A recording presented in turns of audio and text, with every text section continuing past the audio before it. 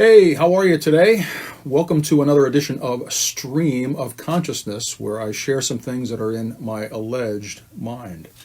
Also want to thank you that tuned into the other videos and made very snarky remarks about my unironed blue background.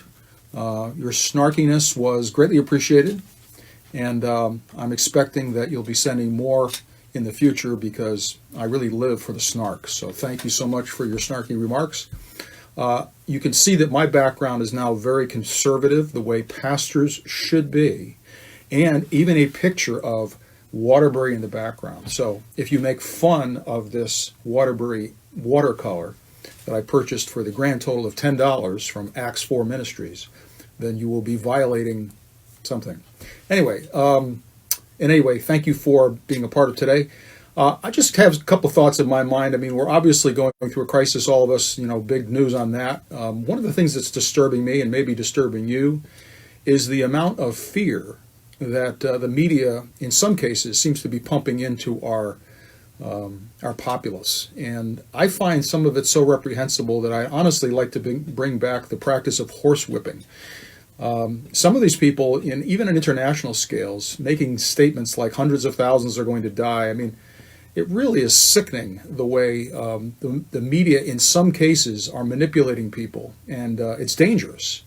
I think when you begin to say things like that are really unfounded and unnecessary. And why are they doing it? So that they can get more eyes on their newscasts and therefore better advertising dollars. That's really the bottom line in some of these cases. But enough of my rant. Well, I was considering the concept of fear.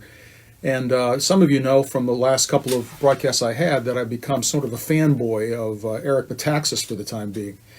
And he's been doing some interviews on YouTube, which I've been watching and enjoying. One of them that he did recently was with a guy by the name of Prager, Prager, who is a conservative Jew. And he and Eric had a session that is really worth the watching. But he said something during that exchange. He's written a book about Genesis, and he said something during that exchange which I thought I'd pass on to you because it really affected me. He talked about the fear of the Lord, and he referenced a point in Exodus where the midwives feared the Lord and didn't do what the Pharaoh told them to do, but instead preserved Moses alive, and not to get into the weeds of all of that. But the concept behind it was that they took a different action based on the fact that they feared the Lord. And typically when we use the word fear, it usually is a negative connotation. But Scripture says something, again, unusual. It says in Proverbs that the fear of the Lord is the beginning of wisdom. It also says that the fear of the Lord is the beginning of knowledge. Now, I think most people would rather hear something like reading the Bible is the beginning of wisdom or going to church is the beginning of knowledge. That's not what it says. It says the fear of the Lord is the beginning of wisdom and it's the beginning of knowledge. Well, what does that really mean to us on a practical level? What it honestly is saying is that if you put God's interests ahead of every other interest, that you will have wisdom and you'll have knowledge. And you see a lot of that even in our society. People who are very brave about the fact that they are atheists oftentimes exhibit less and less wisdom. They certainly have knowledge in a secular sense, but a lot of wisdom is missing in terms of the origins of our lives, our universe, etc. Those kind of questions are not being able to be answered by people who have no interest or inclination towards God. But the Scripture says the fear of the Lord is the beginning of wisdom, the beginning of knowledge. And he said something that, it wasn't a direct quote, but it kind of got me thinking, because what he brought in, and I put it in my notes, so let me get it exactly as I wrote it. He said, if you fear God, you cease fearing what man thinks. Let me say that again. If you fear God, you cease fearing what man thinks. In other words, what anybody else says is no longer relevant. In the case that he referenced in the Old Testament, where these midwives did not do as the Pharaoh had instructed. The Pharaoh was the most powerful human being on earth at the time. They disregarded that because they feared the Lord. In other words, they ceased fearing what he had to say because they feared what God had to say.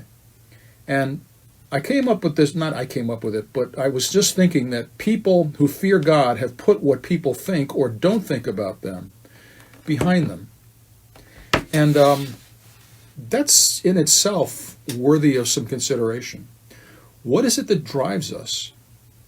How much of our lives are determined by what we think other people think about us? We can get a clearer mind when we put the fear of the Lord ahead of all of that. I find that at my age, in my mid-60s, that I fear what people say less, not even so much because of the fear of the Lord, but because at this age I just don't really care what they think.